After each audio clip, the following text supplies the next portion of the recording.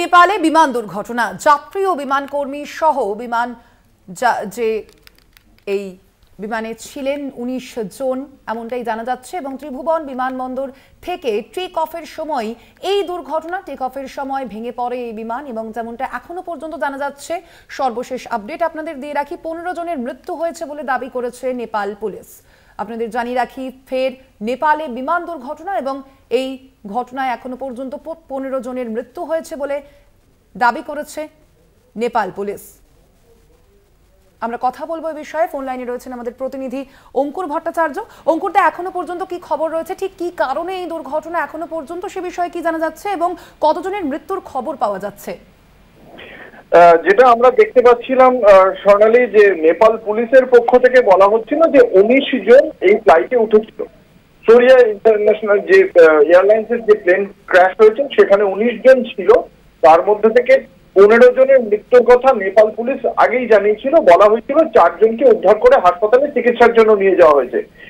সর্বশেষ যে তথ্য, তাতে এই ৪ জনের মধ্যে একমাত্র পাইলট এখনো পর্যন্ত চিকিৎসাধীন, বাকি ৩ জনেরও মৃত্যু হয়েছে বলে এখনো পর্যন্ত অসমর্থিত সূত্রে খবর পাওয়া যাচ্ছে। হাসপাতাল সূত্রে আজ সকাল ১১টার সময় এই দুর্ঘটনাটি ঘটে, যে দুর্ঘটনায় মানে নেপালের ত্রিভুবন ইন্টারন্যাশনাল এয়ারপোর্ট থেকে এই সোরিয়া ইন্টারন্যাশনাল যে বিমান, সেই বিমান যখন উড়ান শুরু করে তার কিছুক্ষণের মধ্যেই বিমানটি ভেঙে পড়ে। সেই ছবি আমরা দেখাচ্ছি ইতিমধ্যেই কলকাতা টিভির পর্দায়।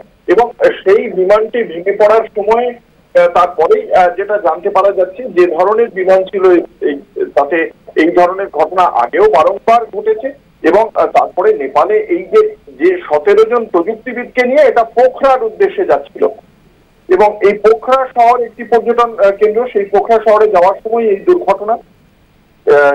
নেপালের কাঠমান্ডুর যে ত্রিভুবন ইন্টারন্যাশনাল এয়ারপোর্টের যিনি মুখপাত্র, তিনি বলছেন যে এখনো পর্যন্ত যে ১৯ জন তার মধ্যে ১৮ জনেরই মৃত্যু হয়েছে এবং বাকি একমাত্র যিনি পাইলট ছিলেন তার চিকিৎসা চলছে।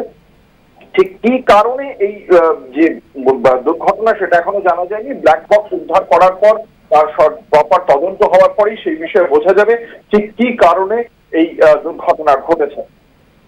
একদমই অঙ্কুরদা, অবশ্যই সেদিকে আমাদের নজর থাকবে। ঠিক কি কারণে এই দুর্ঘটনা এখনো পর্যন্ত তা জানা যায়নি এবং সর্বশেষ আপডেট আপনাদের দিয়ে রাখি যে এই দুর্ঘটনার কারণে কিন্তু ১৮ জনের মৃত্যু হয়েছে বলে জানা যাচ্ছে।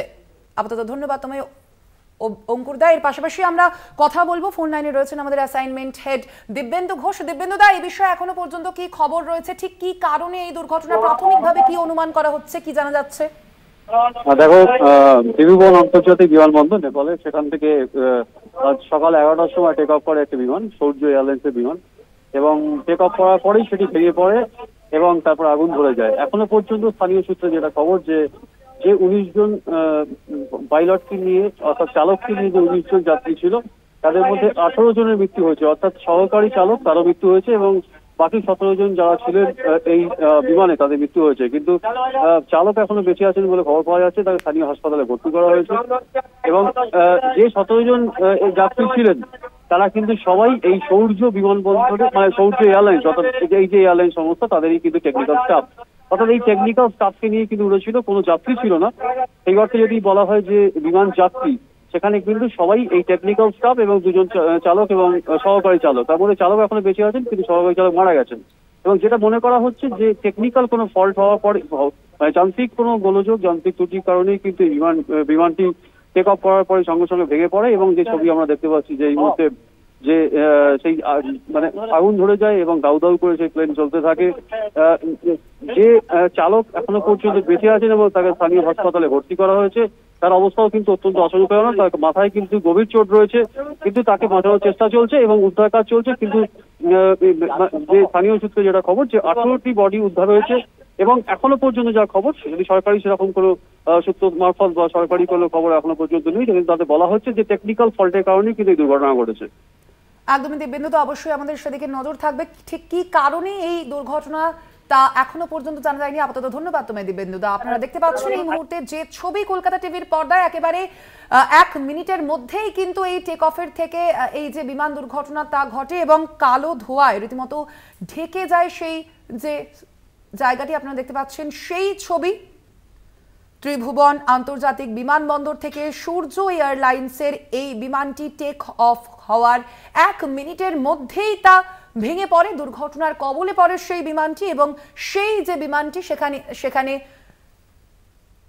চালক সহ 19 জন বিমান যাত্রী ছিলেন এমনটাই জানা গিয়েছে, এবং যাদের মধ্যে 18 জনেরই মৃত্যু হয়েছে বলে সর্বশেষ আপডেট আপনাদের জানিয়ে রাখি। যদিও ঠিক কি কারণে কিভাবে এই দুর্ঘটনা তা এখনো পর্যন্ত জানা যায়নি। আপনাদের জানিয়ে রাখি যে ছবি আপনারা এই মুহূর্তে দেখতে পাচ্ছেন, একেবারে এই যে বিমান দুর্ঘটনা, সেই বিমান দুর্ঘটনায় এখনো পর্যন্ত 18 জনের মৃত্যু হয়েছে এবং যে চালক ছিলেন, বিমানের চালক, তাকে ইতিমধ্যেই উদ্ধার করে হাসপাতালে নিয়ে যাওয়া হয়েছে। তিনি চিকিৎসাধীন রয়েছেন সেখানে, যদিও গুরুতরভাবেই আশঙ্কাজনক তিনি রয়েছেন। একেবারে আপনারা যেই ছবি দেখছেন, একেবারে সেই মুহূর্তের ছবি দেখতে পাচ্ছেন আপনারা কলকাতা টিভির পর্দায়। টেক অফের মাত্র 1 মিনিটের মধ্যেই কিন্তু সেই বিমানটি ভেঙে পড়ে, দুর্ঘটনার কবলে পড়ে সেই বিমানটি। আপনারা দেখতে পাচ্ছেন সেই ছবি, একেবারে কালো ধোঁয়ায় ঢেকে যায় সেই জায়গা, আপনারা দেখতে পাচ্ছেন সেই ছবি।